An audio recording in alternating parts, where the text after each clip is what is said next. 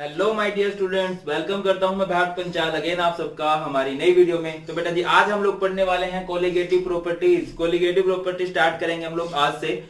और colligative property बहुत ज्यादा इंपॉर्टेंट टॉपिक है सॉल्यूशन चैप्टर का। श्योरली इससे क्वेश्चन बनता ही है। पहली कोलिगेटिव प्रॉपर्टी को डिस्कस करेंगे, एलिवेशन इन बॉइलिंग पॉइंट को। एंड इसके रिलेटेड जितने भी प्रीवियस ईयर में क्वेश्चन बने हुए हैं, जितने भी एनसीईआरटी में क्वेश्चन बने हुए हैं, सारे के सारे देखने वाले हैं। तो बेटा जी स्टार्ट करते हैं। वीडियो को स्टार्ट करने से पहले एक इन्फॉर्मेशन बढ़ाने से पहले एक इन्फॉर्मेशन देना चाहूंगा, या कह लीजिए गुड न्यूज देना चाहूंगा कि इस लॉकडाउन में आपको बिल्कुल भी वरीड होने की जरूरत नहीं है। मैंने ईयर लॉन्ग बैच को स्टार्ट किए हैं for class 11th and 12th।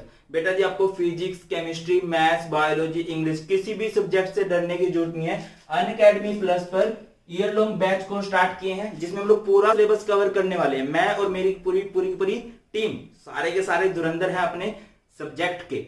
ठीक है, आपका एक एक डाउट क्लियर कर देंगे। सारी एनसीईआरटी कवर की जाएगी, सारे कंसेप्ट कवर किए जाएंगे, सारे के सारे प्रीवियस ईयर क्वेश्चन, चाहे आप बोर्ड की बात कर लो या जो कॉम्पिटेटिव एग्जाम्स में आए हुए हैं। बहुत थोड़ी सी फीस है। अगर आप ईयरली सब्सक्रिप्शन लेते हो तो 938 पड़ेगा आपको 1 मंथ के लिए। और आप सभी टीचर से पढ़ सकते हो, जितने भी अनअकैडमी प्लस पर पढ़ा रहे हैं कैटेगरी में, सभी टीचर से सिर्फ 938 रुपीज। ठीक है, उसके लिए आपको करना क्या है, कोर्स को ज्वाइन करने का लिंक मैं डिस्क्रिप्शन में डाल दूंगा। आपको रेफरल कोड यूज करना है BPanchal10। BPanchal10 referral code use करना है, सो दैट कि आपको ये फीस देनी पड़े। अदरवाइज फीस 1042 है पर मंथ की। क्लियर है सर? फायदा क्या होगा? देखो लाइव सेशन होंगे, बिल्कुल आप जैसे ऑफलाइन टीचर से पढ़ते हो ऐसे लाइव फील आएगी आपको। अनलिमिटेड एक्सेस मिलेगी। जितने कोर्स ऑलरेडी कंप्लीट भी हो चुके हैं ना, उनको भी आप लोग देख पाओगे। दूसरा रेगुलर डाउट सेशन है। आप टीचर से लाइव डाउट पूछोगे कि सर मेरे को यहाँ पे प्रॉब्लम आ रही है, मेरे को इस क्वेश्चन में प्रॉब्लम आ रही है। लाइव आपके डाउट सॉल्व होंगे। PDF best handwritten notes आपको मिलेंगे, जिससे आप लोग घर पे बैठ के भी बाद में भी आराम से पढ़ सको। एंड रेगुलर वो टीचर आपको मेंटरशिप देंगे कि हाँ आपको ऐसे पढ़ना चाहिए, इस तरह से पढ़ना चाहिए, आप यहाँ पे गलतियां कर रहे हो। एंड रेगुलर आपके टेस्ट भी होंगे, सो दैट कि आप अपनी तैयारियों को जज कर सको कि आप लोग कहाँ पे स्टैंड कर रहे हो। तो वेट किस बात का है बेटा जी, ज्वाइन कर सकते हो तो बिल्कुल ज्वाइन कीजिए, लिंक डिस्क्रिप्शन में है। रेफरल कोड यूज करना है BPanchal10। चलिए अभी अपने कंसेप्ट को पढ़ते हैं। मतलब क्या है, कोलिगेटिव प्रॉपर्टीज क्या होती हैं? Those properties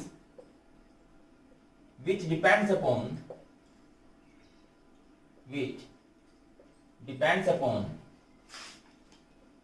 number of moles of solute or amount of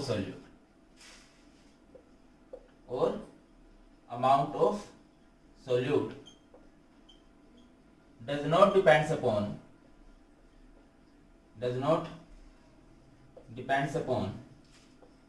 nature of solute or solvent. Nature of solute और solvent। कोलिगेटिव प्रॉपर्टीज क्या होती हैं भैया? वो प्रॉपर्टी जो डिपेंड करती हैं number of moles of solute पे, या कह लीजिए अमाउंट ऑफ सोल्यूट पे, सोल्यूट की मात्रा पे, कि सोल्यूट कितना है।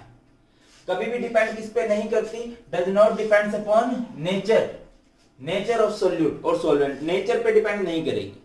ठीक है, डिपेंड करेगी तो सिर्फ अमाउंट पे। लाइक मैं आपको एक बात बोलता हूं, जैसे कि इंडिया क्या है, एक डेमोक्रेसी है, प्रजातंत्र है। यहाँ पे जो जीतता है वो कैसे जीतता है, नंबर ऑफ वोट से जीतता है। तो मैटर करता है कि कितने बंदों ने वोट की है या कितनी पॉपुलेशन ने वोट की है। ये मैटर नहीं करता कि किसने वोट की है, समझ लो, अमाउंट मैटर करता है। अभी ये नहीं बोल सकते मोदी जी की नहीं यार वो मोटे की वोट है, मोटे की वोट नहीं मानी जाएगी। ठीक है, नहीं यार वो तो बहुत पतला सा लड़का, उसकी वोट नहीं मानी जाएगी, ऐसा नहीं होता। ठीक है, नंबर ऑफ वोट मैटर करता है। ऐसे ही कोलिगेटिव प्रॉपर्टी में क्या डिपेंड करता है, क्या मैटर करता है, अमाउंट मैटर करता है, सोल्यूट का अमाउंट। क्लियर है? 4 कोलिगेटिव प्रॉपर्टी हैं जो हमने पढ़नी है और सीरियल वाइज पढ़ेंगे। पहली है एलिवेशन इन बॉइलिंग पॉइंट, बिल्कुल डीप में एक एक चीज बहुत अच्छे समझेंगे। Elevation in boiling point. दूसरी है depression in freezing point, depression in freezing point. Next है भाई हमारे पास नेक्स्ट प्रॉपर्टी बनती है relative lowering in vapour pressure, relative lowering in vapour pressure. और लास्ट कोलिगेटिव प्रॉपर्टी है ऑस्मोटिक प्रेशर, ऑस्मोटिक प्रेशर। ये 4 कोलिगेटिव प्रॉपर्टी होती हैं, 4 टाइप आते हैं, याद रखना है 4 ही टाइप होते हैं, इससे रिलेटेड भी क्वेश्चन पूछा जाता है। और हम सबसे पहली कोलिगेटिव प्रॉपर्टी से डिस्कस करना स्टार्ट करते हैं। और पहली कोलिगेटिव प्रॉपर्टी है हमारे पास elevation in boiling point. Elevation in boiling point कि सर ये एलिवेशन इन बॉइलिंग पॉइंट क्या है भला, हमें ये भी तो बताओ। चलिए बताते हैं। इस टॉपिक को स्टार्ट करें। हमें पहले पता होना चाहिए बॉइलिंग पॉइंट क्या होता है। बॉइलिंग पॉइंट हम लोग किसे बोलते हैं? अगर आप सिंपली समझना चाहो, हिंदी में क्या बोलते हैं बॉइलिंग पॉइंट को? क्वथनांक, है ना। जिस वो टेम्परेचर जिस पे कोई भी लिक्विड बॉइल होना स्टार्ट हो जाता है ना, उसको बॉइलिंग पॉइंट बोलते हैं। बट अगर केमिस्ट्री की लैंग्वेज में इसको प्रॉपर डिफाइन करोगे तो कैसे डिफाइन करोगे भाई? It is the temperature, it is the temperature at which vapour pressure of a liquid becomes equal to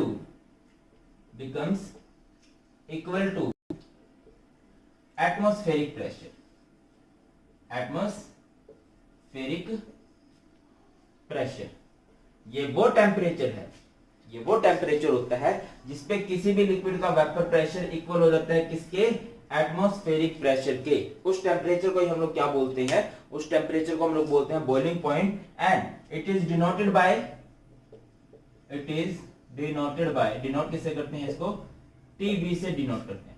समझ में आई? डेफिनेशन नहीं आई भैया? ये वो टेम्परेचर है जिसपे कि किसी भी लिक्विड का वेपर प्रेशर इक्वल हो जाता है एटमॉस्फेरिक प्रेशर के। ठीक है, उस टेम्परेचर को हम लोग क्या बोलते हैं? Boiling point. एंड रिप्रेजेंट किससे करते हैं बॉइलिंग पॉइंट को? टीबी से रिप्रेजेंट करते हैं। ठीक है, अब अगर मैं बोलूं एटमॉस्फेरिक प्रेशर कितना होता है भाई? एटमॉस्फेरिक प्रेशर हुआ करता है 1 एटमॉस्फेरिक। 1 एटमॉस्फेरिक कितना होता है?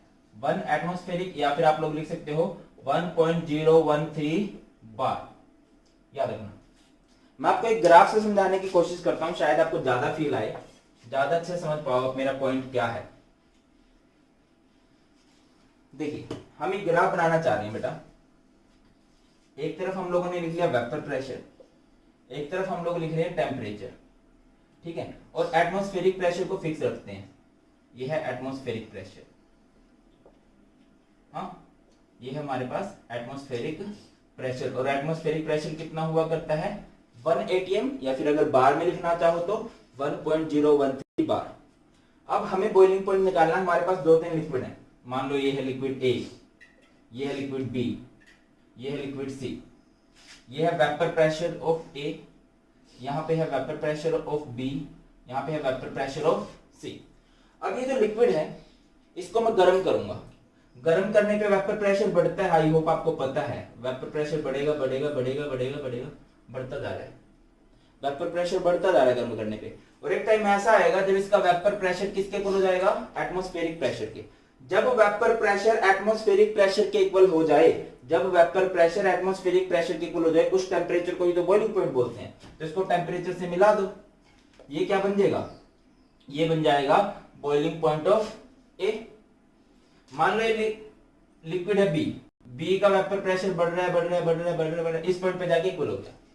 इस पॉइंट को आप लोग किससे मिलाने वाले हो भाई? इस पॉइंट को आप लोग मिलाने वाले हो टेम्परेचर से। ठीक है, टेम्परेचर से, सॉरी एटमॉस्फेरिक प्रेशर से बढ़ता जा रहा है। इस पॉइंट पे जाके वेपर प्रेशर और एटमॉस्फेरिक प्रेशर इक्वल हो जाएगा। जब वेपर प्रेशर इक्वल हो जाए एटमॉस्फेरिक प्रेशर के, उस टेम्परेचर को हम लोग क्या बोलेंगे? ये हो जाएगा बॉइलिंग पॉइंट ऑफ बी। बात क्लियर हो रही कि नहीं हो रही है? सिंपल सा था। आगे समझो, जैसे ये है सी, सी का वेपर प्रेशर बढ़ा रहे हो बढ़ा रहे हो बढ़ा रहे हो बढ़ा रहे हो, इस पॉइंट पे जाके इक्वल हो गया। इसको टेम्परेचर से मिलाओगे, ये क्या हो जाएगा बेटा जी? Boiling point of see. I hope आपको क्लियर हो गया। वो टेम्परेचर जिसपे किसी भी लिक्विड का वेपर प्रेशर एटमॉस्फेरिक प्रेशर के इक्वल हो जाता है, उस टेम्परेचर को हम लोग क्या बोलते हैं? उस टेम्परेचर को हम लोग बोलते हैं बॉइलिंग पॉइंट। क्लियर है? अब जो हमारी प्रॉपर्टीज हैं वो सारी की सारी प्रॉपर्टीज हैं सॉल्यूशन, सोल्यूट, सॉल्वेंट। सिर्फ यही कुछ वर्ड यूज करेंगे हम लोग, और कोई वर्ड यूज नहीं करने वाले हैं। देखिए, आई होप कि आपको पता है नॉन वोलेटाइल सॉल्यूट क्या होता है। ठीक है, हमने एक केस किया, हमने क्या लिया? एक बर्तन में पानी ले लिया।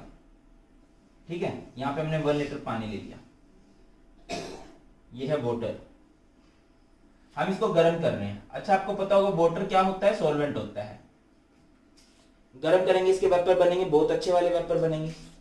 फिर हमने क्या किया, एक और बर्तन लिया, उसमें क्या किया, जितना पानी यहाँ पे था बेटा उतना पानी तो हमने लिया, उतना पानी तो हम इसमें लेंगे ही, कुछ और ज्यादा भी लेंगे। मैं मार्कर का कलर चेंज करता हूँ पॉसिबल हुआ तो। ओके, शायद पॉसिबल ना हो पाए क्योंकि हमारे कलर मार्कर इधर उधर हो चुके हैं।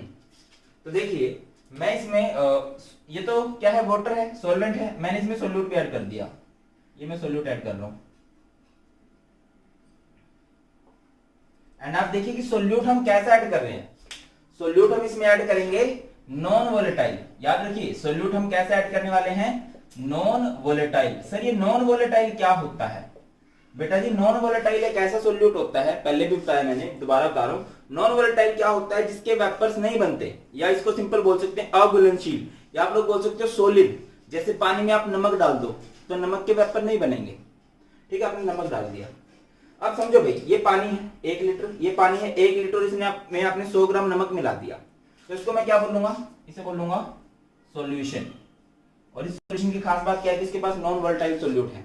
मैं इनको गर्म कर रहा हूं। अच्छा मुझे एक बात बताओ, वेपर प्रेशर किसका ज्यादा होगा, किसके वेपर ज्यादा बनेंगे? ऑब्वियसली इसके वेपर ज्यादा बनेंगे। क्यों? क्योंकि ये प्योर है, प्योर के वेपर ज्यादा बनने वाले हैं। ये प्योर नहीं है, वेपर एक सरफेस फिनोमेना, इवेपोरेशन, जो वेपर बनते हैं ना वो सरफेस से बनते हैं, तो ये बिल्कुल प्योर है, अच्छे से वेपर बनेंगे। बट इसमें सिंस आपने नॉन वोलेटाइल सोल्यूट ऐड कर दिया, नॉन वोलेटाइल सोल्यूट क्या करेगा, इसके सरफेस को ब्लॉक करेगा। बेटा वो नमक के पार्टिकल ना तो खुद वेपर बना रहे हैं, ना वो इसको बनाने दे रहे हैं, तो इसका वेपर प्रेशर कम होगा। ठीक है, अब हमें वेपर प्रेशर को बढ़ाना है। कितना बढ़ाना है वेपर प्रेशर को? हमने बढ़ाना है उतना कि इसका वेपर प्रेशर इक्वल हो जाए एटमॉस्फेरिक प्रेशर के, इतना बढ़ाना है हमने। ठीक है, वेपर प्रेशर किसके इक्वल हो जाए, एटमॉस्फेरिक प्रेशर के इक्वल हो जाए, उतना हमने बढ़ाना है। तो ज्यादा गर्म किसको करना पड़ेगा? ऑब्वियस सी बात है, जब उसके वेपर नहीं बन रहे तो ज्यादा गर्म उसको करना पड़ेगा। अब जब ज्यादा गर्म इसको करना है तो बॉइलिंग पॉइंट भी इसका ही ज्यादा होगा। पॉइंट समझ रहे हो आप? सिंपल समझो, एक बर्तन, 2 बर्तन लिए, दोनों में 1 लीटर पानी लिया, एक में नमक मिला देना, एक को सिंपल गर्म करो। ज्यादा गर्म किसको करना पड़ेगा, ज्यादा उबालने के लिए किसको टेम्परेचर देना पड़ेगा? ऑब्वियसली उसको। अब अगर पॉइंट पूछा जाए कि ऐसा क्यों होता है, क्योंकि नमक जो होता है ना वो नॉन वोलेटाइल होता है, वो वेपर नहीं बनाता, वेपर नहीं बनते तो उसका वेपर प्रेशर भी नहीं बनता, और वो पानी को भी नहीं बनाने दे रहा, तो उसको ज्यादा हीट है, उसको ज्यादा गर्म करना पड़ता है। ये इसका लॉजिक होता है। चलिए अब डिफाइन करें, ये है main that boiling point of a solution, boiling point of a solution containing non-volatile solute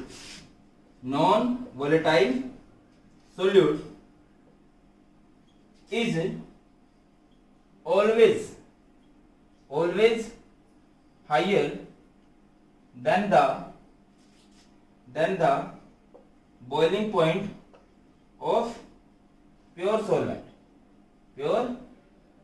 solvent, and this difference in boiling point is known as elevation in boiling point.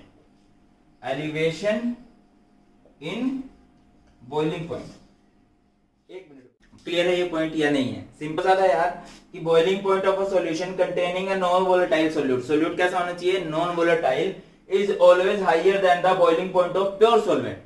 Pure solvent के comparison में इसका boiling point हमेशा ज्यादा होने वाला है। क्यों? क्योंकि ये वेपर नहीं अच्छे से बना रहा, वेपर नहीं अच्छे से बना रहा तो प्रेशर नहीं अच्छे से बनेगा, तो ज्यादा गर्म करना पड़ेगा, तो बॉइलिंग पॉइंट ऑब्वियसली ज्यादा हो जाएगा।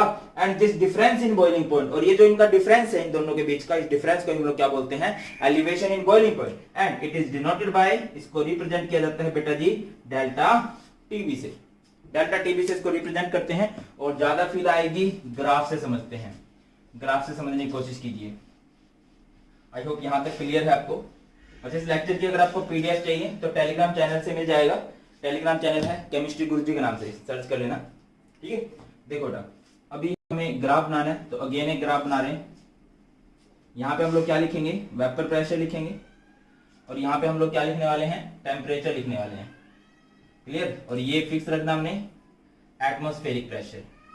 पता ही है ना क्यों रखना है, क्योंकि हम बॉइलिंग पॉइंट की बात कर रहे हैं, तो यहाँ पे हमने फिक्स रखा एटमॉस्फेरिक प्रेशर। अब हम दो की बात कर रहे हैं, एक हम बात कर रहे हैं सॉल्वेंट की, ठीक है, तो ये है वेपर प्रेशर ऑफ सॉल्वेंट, ठीक है, और यहां पे हम लोग बात कर रहे हैं वेपर प्रेशर ऑफ सॉल्यूशन की। क्लियर?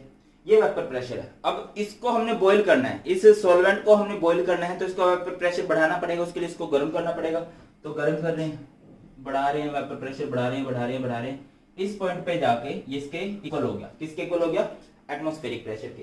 वेपर प्रेशर इक्वल हो गया एटमॉस्फेरिक प्रेशर के। उसे उस टेम्परेचर को हम लोग क्या बोल देंगे? Boiling point. इसको टेम्परेचर से मिलाओ, ये क्या बन गया? Boiling point of solvent. क्या बन गया ये? Boiling point of solvent. और क्योंकि सॉल्वेंट प्योर होता है, पानी था, प्योर पानी था, तो इसको हम लोग टी नॉट बी भी लिख सकते हैं। ठीक है, ये टी नॉट बी क्या करता है? ये बॉइलिंग पॉइंट ऑफ सॉल्वेंट है, या कह लीजिए प्योर सॉल्वेंट है। अब ये है सॉल्यूशन, सॉल्यूशन को गर्म कर रहे हैं, वेपर प्रेशर बढ़ रहा है, बढ़ रहा है, बढ़ रहा है, बढ़ रहा है, बढ़ रहा है। इस पॉइंट पे जाके vapour pressure of solution equal हो गया एटमॉस्फेरिक प्रेशर के। इसको भी टेम्परेचर से मिला दो, तो ये क्या बन जाएगा? बॉइलिंग पॉइंट ऑफ सॉल्यूशन बन जाएगा।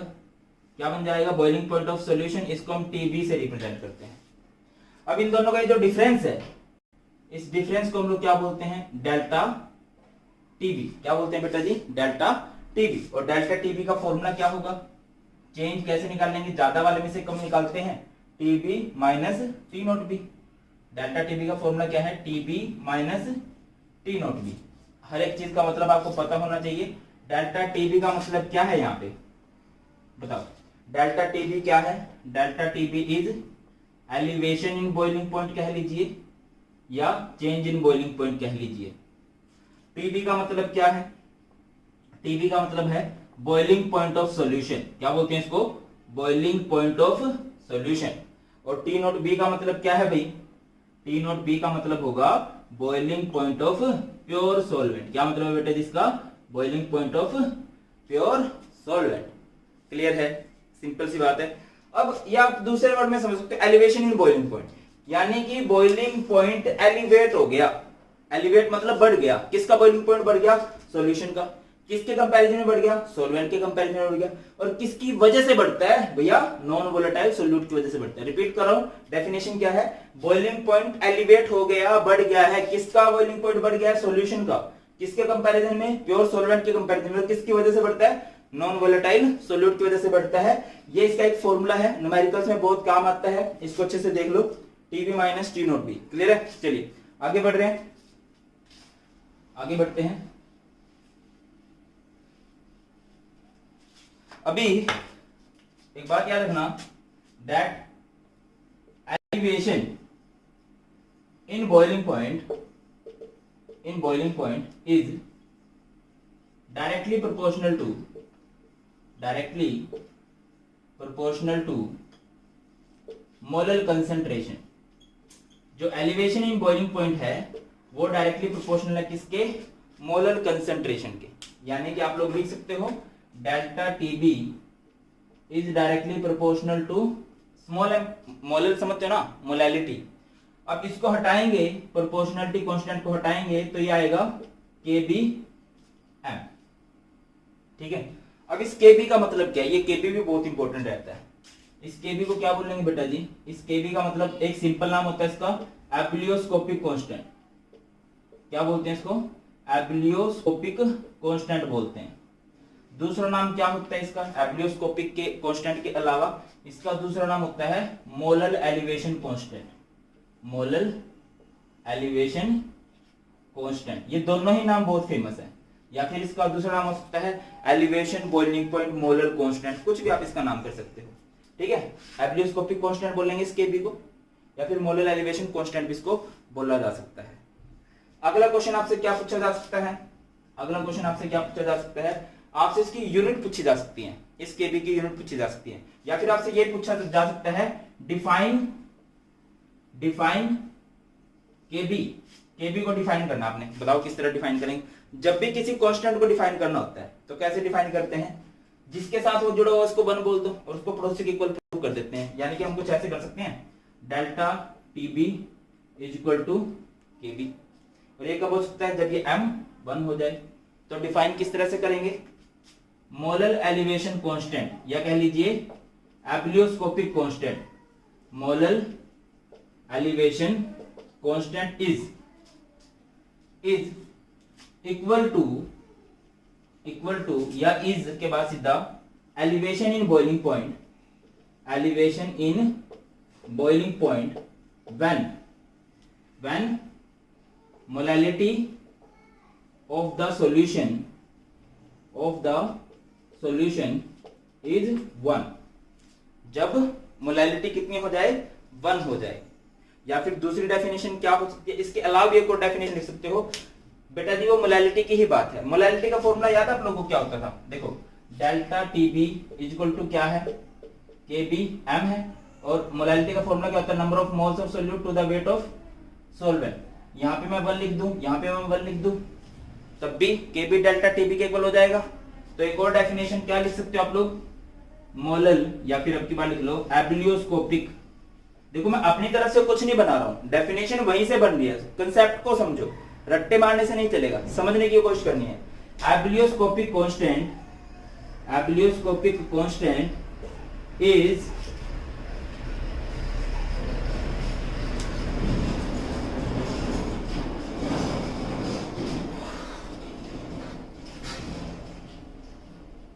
Abelioscopic constant is elevation in boiling point, elevation in boiling point when 1 mole of solute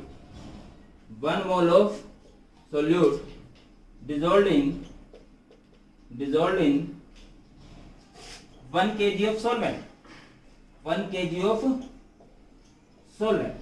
एक डेफिनेशन बेटा जिसकी ये भी बन सकती है, और ये भी हमने इस फॉर्मूले से ही बनाई है। मोलैलिटी का फॉर्मूला होता है NB/WA, NB मतलब number of moles of solute, and WA का मतलब होता है वेट ऑफ सॉल्वेंट। क्लियर है। अगला क्वेश्चन बेटा जी क्या बन सकता है, चिपका दिया होगा ये। अगला क्वेश्चन इसका बन सकता है, अगला क्वेश्चन आपसे पूछा जा सकता है इसकी यूनिट से रिलेटेड कि आप केजी की यूनिट बताओ। फॉर्मूला क्या बन जाएगा, delta TB by m, delta TB यानी टेम्परेचर, ठीक है। तो टेम्परेचर की यूनिट होती है केल्विन, और इसको लिख सकते हो आप मोलल, या फिर और क्या हो सकती है भाई, केल्विन। और मोलैलिटी की यूनिट क्या होती है, केजी पर मोल। तो केबी की यूनिट क्या हो सकती है, यहां से केबी की यूनिट अगर आपसे पूछ ली जाए, केल्विन पर मोलल, केल्विन पर मोलल, या केल्विन पर मोलल को स्मॉल एम से भी रिप्रेजेंट कर सकते हैं, या फिर केल्विन पर केजी मोल, केल्विन पर केजी मोल। ये सारी की सारी बेटा जी इसकी यूनिट बनती है। हो जाएगा, कैसे बनाएंगे sir, delta TB equal to KBM होता है, केबी को इधर रखा, डेल्टा टीबी टेम्परेचर है यानी केल्विन में होगा, मोलैलिटी मोलल यूनिट होती है, या फिर क्या होती हैं, मोल्स पर केजी, केजी पर मोल नहीं होती हैं, मोल्स पर केजी होती है। So sorry, moles per KG. तो यहां से यूनिट क्या बन जाएंगी, पर मोल, केल्विन, केजी पर मोल, ठीक है। तुम लोग मत भूल जाना, मोल्स पर केजी होती हैं, अब ये मोल्स ऊपर जाएगा, पर मोल होगा, एंड केजी कैंसिल आउट हो जाएगा। क्लियर, ये हो गई केबी की यूनिट। आगे बढ़ते हैं, आगे और क्या क्वेश्चन पूछा जा सकता है आपसे, नोट कर लिया होगा। आपसे अगला क्वेश्चन पूछा जा सकता है, prove that it is a colligative property, prove that elevation in boiling point is a colligative property, prove that elevation in boiling point, elevation in boiling point is a colligative property, prove कीजिए। अच्छा, colligative property किसे कहते हैं, आज का हमारा पहला topic ही ये था। कोलिगेटिव प्रॉपर्टी किसे कहते हैं, जो डिपेंड करती है number of moles of solute पे, या फिर अमाउंट ऑफ सोल्यूट पे। जैसे आपको प्रूव करना आ जाए कि यार एक बंदा इंडियन है, कैसे प्रूव करोगे, उसे गोलगप्पे की रेडी पे ले जाओ। अब इंडियंस की खास बात क्या होती है, पहले वो पानी चेक करते हैं, पापड़ी भी दे भाई, हरियाणा में तो बड़ा करते हैं काम, है ना। तो इसी तरह से कैसे प्रूव करेंगे, अब देखो कोलिगेटिव प्रॉपर्टी कौन सी होती है, देखो इसका आंसर आप करोगे, क्या लिखोगे, delta TB is equal to KB M, delta TB is equal to KB and M, molality का formula number of moles to the weight of solvent in kilogram, है ना। अब कोलिगेटिव प्रॉपर्टी क्या होती है? Colligative properties are those properties which depends upon number of moles of solute। Colligative property कौन सी होती है भाई? जो डिपेंड करती हैं number of moles of solute पे, है कि नहीं। अब elevation in boiling point depend कर रहा है number of moles of solute पे। भैया कोलिगेटिव प्रॉपर्टी जो number of moles of solute पे डिपेंड करे, और ये डिपेंड कर रहा है number of moles of solute पे, तो हम कह सकते हैं कि ये भी एक कोलिगेटिव प्रॉपर्टी है। तो यहां से आप लोग क्या लिखोगे? Since elevation in boiling point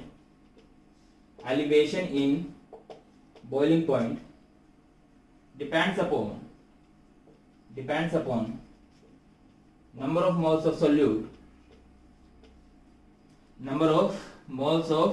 solute, so we can say that it is a colligative property। हम लोग बोल सकते हैं कि ये भी क्या है? एक कोलिगेटिव प्रॉपर्टी है। क्लियर होती है बात कि नहीं होती है?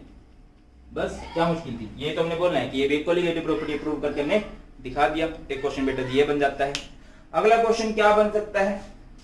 अगला क्वेश्चन आपका बन सकता है क्या, मोलर मास ऑफ सोल्यूट किस तरह कैलकुलेट करोगे? मोलर मास ऑफ सोल्यूट किस तरह से कैलकुलेट कर सकते हो? किससे कैलकुलेट करना है? एलिवेशन इन बॉइलिंग पॉइंट से कैलकुलेट करना है। बड़ा फेमस क्वेश्चन बनता है। अब समझिए, डेल्टा टीबी का फॉर्मूला क्या होता है? केबीएम होता है। केबीएम। मोलैलिटी का फॉर्मूला क्या होता है? वॉशिंग मशीन 1000 में आएगी। कहां से आएगी भैया? वॉशिंगटन से आएगी, है ना। अब एमबी को इधर ले आओ, तो क्या बन गया? केबी डब्ल्यूबी इंटू में 1000 टू द बाय में क्या आएगा? डेल्टा टीबी इंटू में WAG। हमें मोलर मास ऑफ सोल्यूट निकालना था, ये एमबी है। किससे निकालना है? एलिवेशन इन बॉइलिंग पॉइंट से। तो एमबी को इधर ले गया। अब निकाल सकते हो नहीं निकाल सकते हो? तो यहां से आपसे पूछ लिया जाए, हर एक चीज का मतलब पूछ लिया आपसे, एमबी का मतलब क्या है? एमबी का मतलब है मोलर मास ऑफ सोल्यूट। क्या मतलब है बेटा जिसका? Molar mass of solute. KB का मतलब क्या है? केबी का मतलब क्या है? अभी किया था हमने, molar elevation constant. Elevation constant, क्योंकि न्यूमेरिकल करने हैं ना, तो भैया आपको ये सब कुछ पता होना चाहिए। WB का मतलब क्या होता है? WB का मतलब होता है जी वेट ऑफ सोल्यूट। क्या मतलब होता है? Weight of solute. और अगली बात भैया और क्या होगा? WB लिख दिया। डेल्टा टीबी का मतलब क्या होता है? डेल्टा टीबी होता है एलिवेशन इन बॉइलिंग पॉइंट। क्या होता है? Elevation in boiling point. And WAG का मतलब क्या होता है? Wait of solvent in grams. क्या मतलब होता है? Wait of solvent in grams. Clear बेटा जी? इस तरह से क्वेश्चन बन सकते हैं, ठीक है। जो थ्योरेटिकल क्वेश्चन आपके बने तो इस तरह से बनेंगे। अब न्यूमेरिकल किस तरह से बनेंगे वो करते हैं। इसको चिपकाओ, मैं तब तक इंक डाल लेता हूं। देखो एक बार पॉज करके सारा टॉपिक रिवाइज करते हैं। पहला न्यूमेरिकल देखते हैं, और ये एनसीईआरटी का न्यूमेरिकल है और बहुत सारे बोर्ड के अंदर प्रीवियस ईयर में आया हुआ है, तो बहुत इंपॉर्टेंट क्वेश्चन बनता है और इंपॉर्टेंट है इस टाइप का क्वेश्चन। कैसे डील करेंगे आप लोग? देखिए, The boiling point of benzene is 353.23 Kelvin when 1.80 gram of a non-volatile solute was dissolved in 90 gram of benzene. The boiling point of benzene is raised to 354.11 Kelvin. Calculate the molar mass of solute. आपसे ये पूछा गया है, आप इसको कैसे solve करने वाले हो बताइए। जब भी कभी आपको न्यूमेरिकल करना हो ना, सबसे पहले आप लोग स्टेटमेंट को देखोगे कि हमें गिवन क्या है। व्हाट वी हैव, बोलिए हमारे पास क्या है। The boiling point of benzene दिया है, यानी कि एक कंपोनेंट का, यानी कि वो सोलवेंट का, यानी कि आपको दिया गया है T0B। कितना दिया गया है? 353.23 kelvin. When 1.80 gram of a non volatile solute, यानी कि वेट ऑफ सोल्यूट दिया है। WB कितना दिया है भाई? 1.80 ग्राम दिया है। Was dissolved in 90 gram of benzene. Benzene यहाँ पे सोलवेंट का काम कर रहा है, तो वेट ऑफ सोलवेंट कितना दिया है? 90 gram. The boiling point of benzene is raised to, कि भैया बेंजीन का बॉइलिंग पॉइंट इतना था और सोल्यूट मिलाने के बाद उसका बॉइलिंग पॉइंट इतना बढ़ गया। सोल्यूट मिला दिया यानी कि वो सॉल्यूशन बन चुका है। और सॉल्यूशन का बॉइलिंग पॉइंट कितना हो गया भाई, टीबी यहाँ पे हो चुका है 354.11 kelvin. Calculate the molar mass of solute, यानी कि आपको एमबी कैलकुलेट करना है। कुछ और गिवन है, केबी आपको गिवन है। केबी की वैल्यू कितनी गिवन है भाई, 2.53 केल्विन केजी पर मोल। यहां से एक चीज आप कर सकते हो, यहां से आप लोग पहले तो डेल्टा टीबी निकाल लोगे।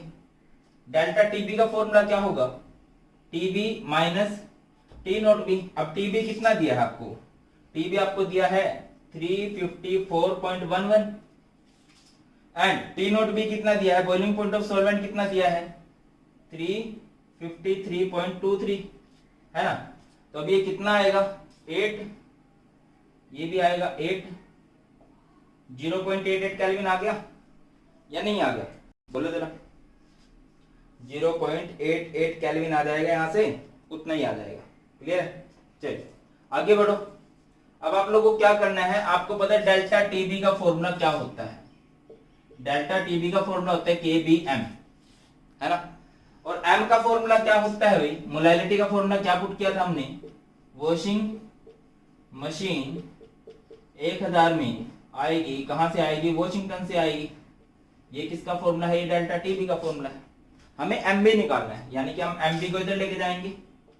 एमबी इक्वल टू क्या हो जाएगा, केबी इंटू में डब्ल्यूबी इंटू में 1000 बाई डेल्टा टीबी इंटू में डब्ल्यूए जी। अब केबी की वैल्यू देखो आप लोगों को क्या गिवन है, केबी की वैल्यू आपको गिवन है 2.53, है ना। वेट ऑफ सोल्यूट कितना गिवन है भाई, वेट ऑफ सोल्यूट आपको गिवन है 1.80 इंटू में 1000 delta TB. Elevation in boiling point कितना आया है 0.88 एंड वेट ऑफ सॉल्वेंट कितना गिवन आपको 90 गिवन। तो यहां से पॉसिबल है नहीं है। अच्छा, इस डेसिमल से डेसिमल कट जाएगा, ठीक है। 90 2 जा 180 है ना, ये 244 होगा, है कि नहीं। इसके बाद अगर करना चाहो तो ये क्या हो जाएगा, ये हो जाएगा 11 और ये कितना हो जाएगा भाई 250, 4 पे जाएगा तो 250 हो जाएगा, हाँ 250 हो जाएगा।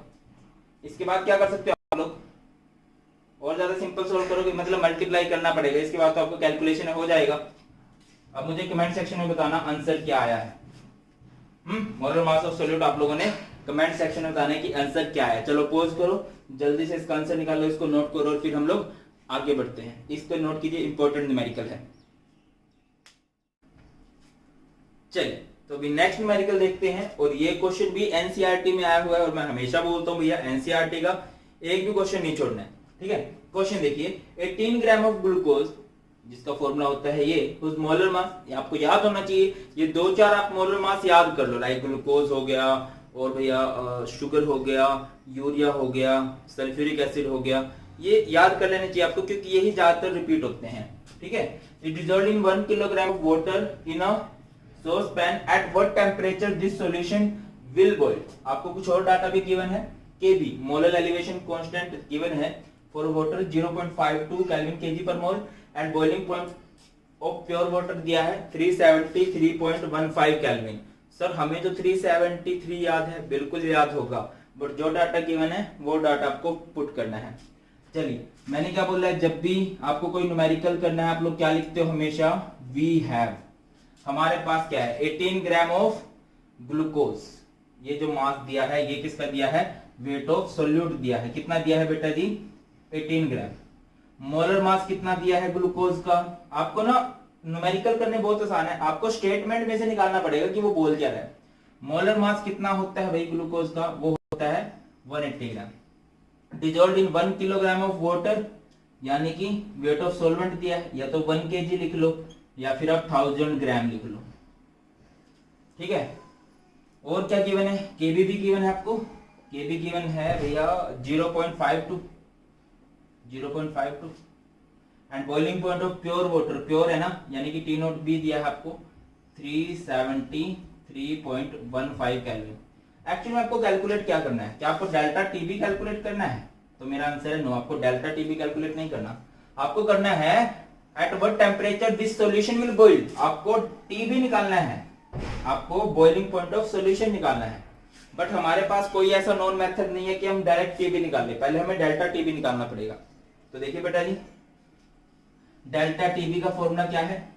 डेल्टा टीबी का फॉर्मूला है केबी एम, ठीक है। केबी और एम का फॉर्मूला पता है ना, मोलैलिटी। वॉशिंग मशीन 1000 में आएगी, कहां से आएगी? वॉशिंगटन से आएगी, है कि नहीं। अब केबी की वैल्यू देखो आप लोगों को कितनी दी है, केबी की वैल्यू दी है 0.52। वेट ऑफ सोल्यूट कितना दिया है? 18। मोलर मास ऑफ सोल्यूट कितना दिया है? 180 इनटू में 1000 to the weight of solvent. Weight of solvent in grams होना चाहिए वो। अच्छा, ये जो ए है ना, पाउंड में लिखना है, छोटा लिखना होता है इसको, ठीक है। ये भी 1000 दिया है, तो 1000 से 1000 कैंसिल होगा, 18, ये 10 आ गया, और 0.52 के बाय में 10 आ गया, यानी कि ये कितना आ गया? 0.052 केल्विन। ये किसकी वैल्यू आ गई भैया? डेल्टा टीबी की। क्लियर हुआ? ये डेल्टा टीबी आ गया, बट आपको डेल्टा टीबी नहीं निकालना था, आपको निकालना था टीबी। तो डेल्टा टीबी का फॉर्मूला अगर याद हो, जो सबसे पहला फॉर्मूला हमने पुट किया था डेल्टा टीबी का, वो क्या किया था भाई? क्या फॉर्मूला था? TB minus T naught B, यही था ना। अब टीबी का फॉर्मूला क्या होगा? टीबी, ये क्या हो जाएगा? Delta TB plus T naught B. अब डेल्टा टीबी की वैल्यू कितनी है? 0.052 प्लस टी नॉट बी की वैल्यू कितनी है? टी नॉट बी की वैल्यू कितनी है भाई? 373.15, ये टीबी है। तो बस यहां से टीबी आपका आ जाएगा या नहीं आ जाएगा? आ जाना चाहिए भाई, है कि नहीं? तो ये आ जाएगा 373.202 केल्विन। 202 केल्विन यहां से आपका आंसर आ जाएगा। समझ में आ गया है? जल्दी से चिपकाओ, फिर और न्यूमेरिकल देखते हैं। एनसीईआरटी के तो सारे करने हैं, प्रीवियस ईयर के भी 1-2 क्वेश्चन देखने वाले।